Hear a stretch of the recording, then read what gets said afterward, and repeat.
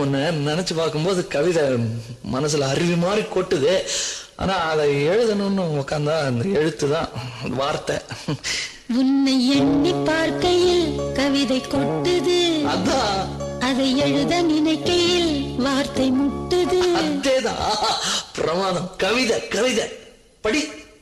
கண்மணி அன்போடு காதலன் நான் எழுதும் கடிதமே, பொன்மணி உன் வீட்டில் சௌக்கியமா நான் இங்கு சௌக்கியமே. உன்னை எண்ணி பார்க்கையில் கவிதை கொட்டு